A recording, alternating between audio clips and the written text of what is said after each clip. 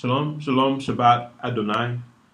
This segment is called Yeshurun's birth. It's kind of a poetic meaning. It's called Yeshurun's birth, and it's as I am mentioned in Isaiah chapter 11, verse number 1. I'm the stem of Jesse, my descendants. I only remember certain parts of my infancy. I recall no birth at all. I remember being a stem. I sprang forth as a leaf. In my growing, I did not see other leaves. However, as I grew, I remember counting at least 100 or so. I noticed all leaves looked like me and most shaped like me too. We danced together when the wind blew. One day, a sad day it was. I had shades of yellow and brown. I tried to change, but I could not. Then shades of yellow and brown mixed. Then I became hollow, color of yellow and brown, skewed in purple. I feared death was near. I looked around toward the ground, and I saw others look like me. They were lying there, motionless. And something happened. I felt motionless, falling without knowing where I would land. I had fallen. As I laid there, I looked to my right and I looked to my left, and I saw many trees and leaves. Then I knew I had lived. I knew I was a cycle. Then I was no more. Only now I can remember to tell you about my birth.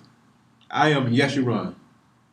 I am able to tell you of my being as a stem of Jesse.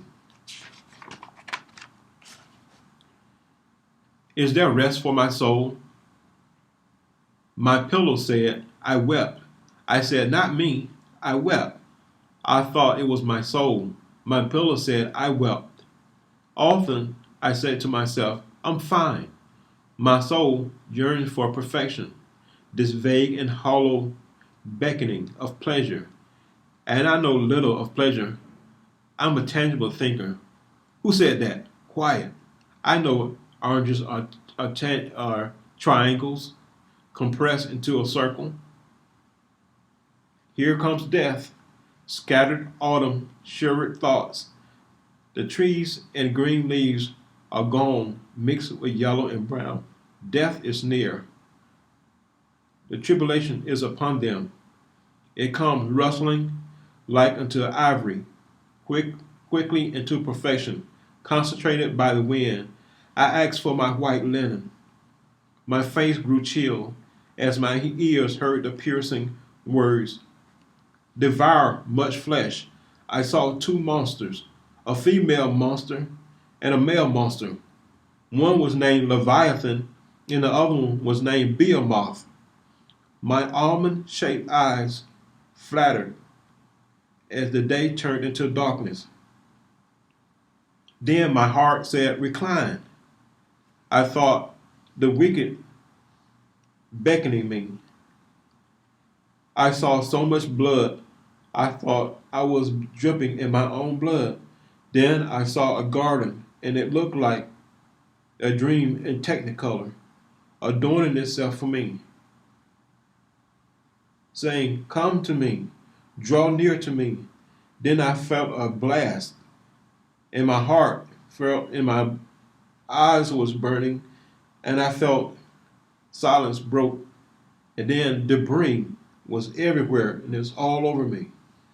And afterwards, I contemplated that I had life so much, and I thought about the greeting, and I think how so many people refuse God's laws and how they refuse to worship Him.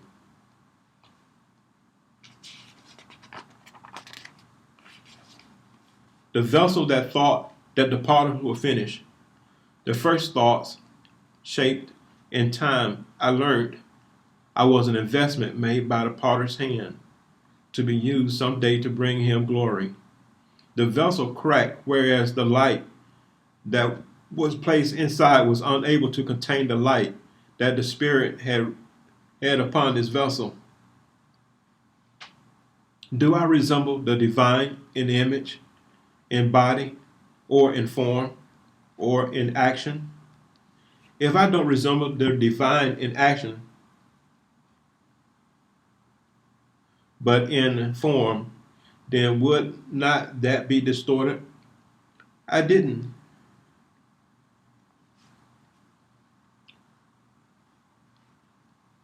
I don't want the divine to look upon me, a lovely form who has ugly deeds.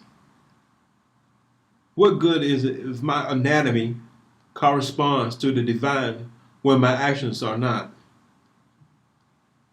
Do I resemble God? As who is God likened to? God does not behave or think as we do. His thoughts are higher than ours. God's laws are higher. His concepts are higher. His laws are higher. Therefore, we must obey, delighting ourselves in God's love. God has compassion upon his own. How can I serve a compassionate God and be compassionless? Coldness, coldness, coldness. What kind of coldness is this?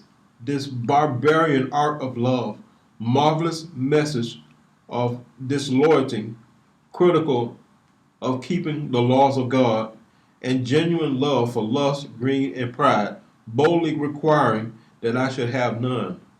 Feeling the eternal state of heart and no compassion, piercing visuals and lies. They have experienced love. It taunts me, wondering how simple love is, yet over and over, answers tells me, what must I do to enter in? What does God want? And how can I please my God? The intended wilderness, corrupted morals, path of maturity and innocence, memory of a sober thought. I reveal my thoughts. These are the humbleness. It is not enough to go down as a person of resistance. A gift is more precious than ruby because a gift has the capacity to keep on being given in the present. Look, I've told you to keep the commandments and live, or else you'll die. Don't make a mark of pity. I'd rather not touch an unclean thing. Yet, I'll tell you something tomorrow. Who educated a fool to be a teacher? There's not a degree a university gives to a fool and a PhD to a person who doesn't listen. Who has not put his trust in God? There are many drunkards that need love, yet they are refused of God. What testimony will you have on Judgment Day? No liar will stand before him.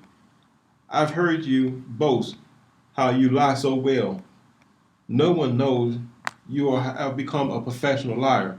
Well, let's see if you can pull this one off. By the keeping of the law, remember the rich young ruler said, I've kept the laws from my youth up. What lack I? Are you going to tell that lie? That one won't work. It won't work. No, it won't work. Oh, the memory of her. Who? Wisdom. She is pleasure. I reached the pleasure of a hollow's full goal. Until you meet her, she has no eyes, but she has vision. She's given vision to Daniel. No pleasure of this world, things of this world, is fool's gold. It's all tangible. All things are tangible. But with her wisdom, you can be able to know the truth.